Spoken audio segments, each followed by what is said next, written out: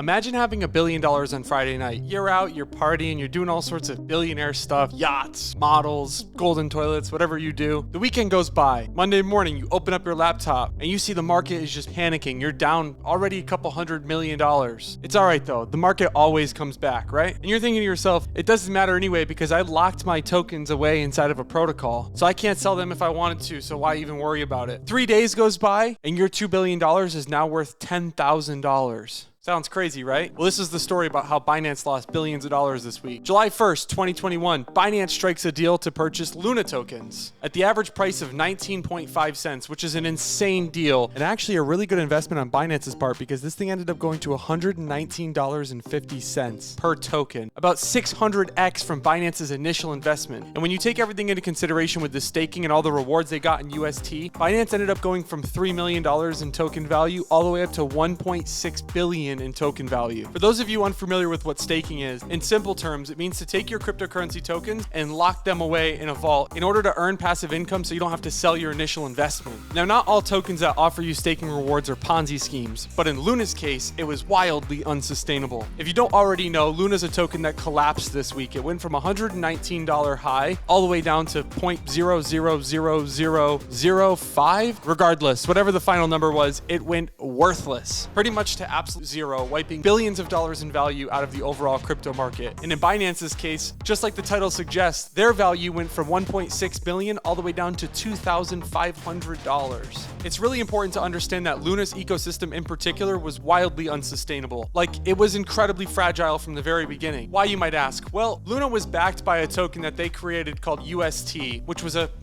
stablecoin. Now, I do it with air quotes because generally speaking, a stablecoin is backed by something, which is why it's stable. A stablecoin means that one token is worth $1 or it's pegged to something. And in Luna's case, it was not pegged to the United States dollar. It was an algorithmic stablecoin, which is a fancy word for a Ponzi stablecoin, aka more people need to come and put money into it in order for it to maintain its peg or maintain its value for $1. It would mint or burn tokens in order to compensate to try to get back to that $1 peg. There was other things in the Luna ecosystem that really added into the Ponzi-nomics that ultimately led to the demise that we all saw over this past week. One of them was that the UST was generally speaking reliant on current investors to help maintain its peg. What do I mean by this? If the token started to depeg, meaning it went from, let's say, $1 down to 90 cents, Luna holders could buy that UST back at 90 cents and then trade it in for $1 worth of Luna. And at the end of the day, the Luna ecosystem is really banking on the fact that these people are going to restake or redelegate these new tokens in order to keep the Ponzi going. But what happens when people don't do that? What happens when somebody withdraws that money? Could somebody leverage this idea against them for a coordinated attack on the protocol? Seriously, if somebody took this same concept and abused it, would it destroy the protocol? Which, to be clear, nobody really knows if Luna's death was a coordinated attack or true just sheer panic in the market and a bunch of retail traders pulling all their money out at the same exact time. But in my experience, coincidences on this scale, generally speaking, just don't happen. But back to the original question, could somebody coordinate attack and destroy the Luna ecosystem? Well, back in November, this was actually laid out in a 10-tweet Twitter thread for everybody to understand in the simplest terms possible. A how to destroy the Luna ecosystem for dummies guide, if you will. I mean, step-by-step instructions on exactly how somebody could borrow money from the protocol, sell the tokens, short the tokens, leverage it, all resulting in the ultimate death of the Luna ecosystem. This was a clear step-by-step guide that somebody published. Granted, full disclaimer, somebody that was short on Luna who wanted Luna to go down so that they could gain and make money off of it. At the end of the day, his idea and his theory was that somebody that had $1 billion in liquid capital could essentially destroy the Luna ecosystem and profit very handsomely in the process. And knowing what we know now, the death of Luna, and looking back at what he described, virtually speaking, it's exactly what happened. And he was incredibly right, almost prophetic the way that he knew almost exactly what was going to happen. But I suppose it's common sense, because if somebody publishes a how-to guide, you can almost guarantee that somebody's eventually going to do it, right? Now, if you were the owner of a major token like this, a top 20 crypto coin, and somebody published a how to destroy your ecosystem guide, the logical thing to do would be, let's go back to the drawing board and decide how we can stop this. That's what you'd expect from a leader, right? Well, in this situation, not so much. Do Kwon, the person that owns Terra Luna, responded in a ratherly shocking way. He proceeded to call the guy retarded, and then he egged on billionaires to try to execute this, finishing his tweet by saying, "See what happens," as if he's like some macho, big, scary crypto guy. At the end of the day, he's only rich because people bought his token. So if his token goes to zero, what happens to Do Kwon? Well, we're not going to get into that video, but who knows what happened to the Bitcoin reserves. Regardless, this comment from Do Kwon aged like milk in the sun. But at the end of the day, this wasn't truly out of character for Do Kwon. This guy was an absolute idiot, like constantly on Twitter egging people on, just talking out of line about other crypto projects, making multi-million-dollar bets on the future price of Luna. Just overall, like, terrible leader and absolute moron. I wonder how many of these companies you think are entering the space just because it's hot and there's a lot of funding versus the ones that will still be here, you know, like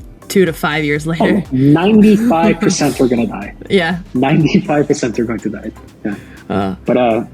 Yeah, there's also entertainment in watching companies die too. And there's no way to really pinpoint who killed Terra Luna, but at the end of the day, someone with so many enemies that's begging people to kill his business, well, what do you expect? Eventually he's gonna get knocked out. Get it? Now KO'd, Do Kwon flipped. Stupid joke. Let's move on. But when it comes to CZ and Binance, there's a very valuable lesson to be learned here. And I truly don't think it can go unspoken about. And if there's anything you take away from this video, it's this right now. Do I think CZ would have dumped those tokens even if he had the chance? No, I don't. And I think this because CZ publicly came out and said that the Luna Guard Foundation, which is the reserve of Bitcoin and AVAX and all these other tokens that Terra Luna owned, he said that they should come out and they should reimburse the average investor that was holding less than $200,000 worth of the token before they reimburse the whales, because this would make the majority of the issue less impactful. With the money they had in the Luna Guard Foundation, they could take care of the majority of the retail investors while leaving the big hedge funds and big people like CZ and Binance holding the bag, which he was okay with. So I don't really think CZ would have sold these tokens even if he was able to, but at the end of the day, he couldn't have. Why? Because these tokens were delegated into a staking pool. I think it's really important for people to understand. In crypto, every once in a while we come across the ponzi-nomics token that goes insane and gets billions of dollars in market cap and almost always crashes. But at the end of the day, there is a money-making opportunity in these if you get in early enough. And I'm not going to hate on people for going and buying Terra Luna. I mean, the chart only went up until it didn't. And people made a lot of money. I have friends that bought houses and cars and moved to Puerto Rico solely off of their gains that they made from Terra Luna. But at the end of the day, now we're also hearing about people that lost their houses, their life savings, their marriages, and in some instances, their lives, which is terrible. And the reason the majority of them took such a big L was because their money was locked in the protocol. So the moral of the story here is if you ever buy a Ponzi-nomics token, never lock it in the protocol. Never lock the tokens. It doesn't matter if they offer you 10%,